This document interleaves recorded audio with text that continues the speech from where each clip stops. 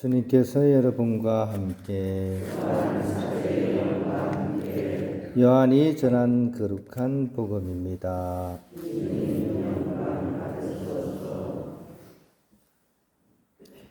예수님께서 5,000명을 먹이신 뒤 제자들은 호수 위를 걸어오시는 예수님을 보았다. 이튿날 호수 건너편에 남아있던 군중은 그곳에 배가 한 척밖에 없었는데 예수님께서 제자들과 함께 그 배를 타고 가지 않으시고 제자들만 떠났다는 것을 알게 되었다. 그런데 티베리아스에서 배 몇 척이 주님께서 감사를 드리신 다음 빵을 나누어 먹이신 곳에 가까이 와 닿았다. 군중은 거기에 예수님도 계시지 않고 제자들도 없는 것을 알고서 그 배들에 나누어 타고 예수님을 찾아 카파르나움으로 갔다. 그들은 호수 건너편에서 예수님을 찾아내고 랍비, 언제 이곳에 오셨습니까? 하고 물었다. 예수님께서 그들에게 대답하셨다. 내가 진실로 진실로 너희에게 말한다. 너희가 나를 찾는 것은 표징을 보았기 때문이 아니라 빵을 배불리 먹었기 때문이다. 너희는 썩어 없어질 양식을 얻으려고 힘쓰지 말고 길이 남아 영원한 생명을 누리게 하는 양식을 얻으려고 힘쓰라. 그 양식은 사람의 아들이 너희에게 줄 것이다. 하느님 아버지께서 사람의 아들을 인정하셨기 때문이다. 그들이 하느님의 일을 하려면 저희가 무엇을 해야 합니까? 하고 묻자 예수님께서 그들에게 대답하셨다. 하느님의 일은 그분께서 보내신 일을 너희가 믿는 것이다. 주님의 말씀입니다. 네, 평안을 빕니다. 5월이 성모의 이렇게 달이라서 그런지 유독 오늘 전례장식이 꽃이 예쁜 것 같아요, 그죠? 이렇게 장미꽃을 탁 피워서 우리 묵주기도도 이렇게 상징하고 꽃이 너무나 예쁜 것 같습니다. 참 예쁘네요, 그죠? 근데 오래 갈까요? 이 예쁜 꽃이? 예. 그 중국 남송 때 어떤 시인이 이 식구를 써가지고 아직도 이렇게 이런 얘기가 많이 하죠. 화무십일홍, 그죠? 화무십일홍. 아무리 아름다운 꽃도 열흘을 넘기지 않는다는 얘기죠, 그죠? 그 아름다움은 찰나이다. 열흘 만에 속절없이 떨어져 내린다. 해서 아주 유명한 식구로서 꽃에 관해서는 이제 계속 전해져 오는 그런 내용이죠. 그런데 꽃만 그런 것이 아니라 우리 얼굴도 녹아내립니다. 그죠? 그죠? 우리 얼굴도 막 녹아내립니다. 그 막 안 녹아내리려고 막 애를 쓰는 게 뭡니까? 보톡스 맞는 거예요. 보톡스 맞아가지고 안 흘러내리게 막, 그죠? 그래도 어떻습니까? 결국은 다 흘러내립니다. 근력은 어때요? 젊었을 때는 막 이렇게 운동하면 근력이 잘 붙는데 나이 들어서는 운동을 안 하면 그냥 저절로 근력이 다 빠집니다. 그죠?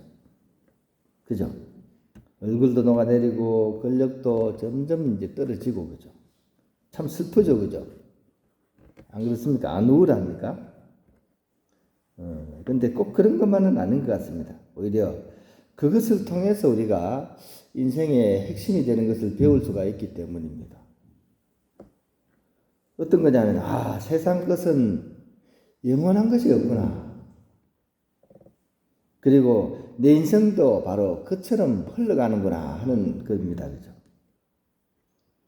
그러므로 가장 중요한 것은 그것을 넘어서는 영구적인 것, 또 영원히 가치가 있는 것을 찾아야겠구나라는 생각, 이런 생각을 우리가 해볼 수가 있습니다. 이런 생각이 좋은 생각이죠, 그죠? 오늘 복음서 내에는 예수님께서 바로 빵의 기적을 처음 한 후에 배를 타고 막 따라온 사람들, 그 사람들에 대한 얘기를 하는 그런 장면이 나옵니다. 그냥 빵 기적으로 끝난 게 아니라 이 사람들이 막 계속 예수님 찾아다니는 거예요. 왜 이렇게 찾아다닐까요? 대부분의 사람들이 더 많은 빵을 기대하면서 예수님을 찾아온 겁니다. 현세적인 욕망 때문에 찾아온 것입니다. 그런 그들에게 예수님께서는 어떻게 보면 따끔한 얘기이고 또 어떻게 보면 정신 번쩍 드는 얘기를 하고 계십니다. 정문일침이죠. 영원한 생명을 누리게 하는 양식을 얻으려고 힘쓰라 하는 말씀입니다. 이따가 없어지는 그런 것이 아니라 영원한 생명을 누리는 양식을 얻으려고 힘쓰라.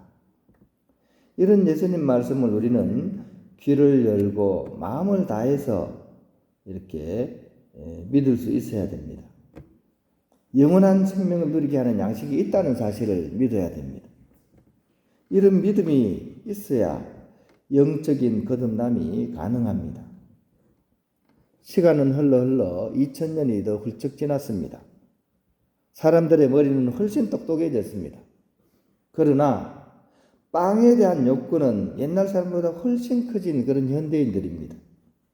훨씬 더 물질적이고 현세지향적인 그런 우리들입니다. 하느님에 대한 믿음도 흐릿하고 이웃에 대한 믿음은 더 없고 나 자신에 대한 믿음은 찾아볼 수가 없습니다. 믿음이 정말 희미해져서 그죠? 백내장이 오랫동안 낀 것처럼 그런 시대를 우리가 살아가고 있습니다.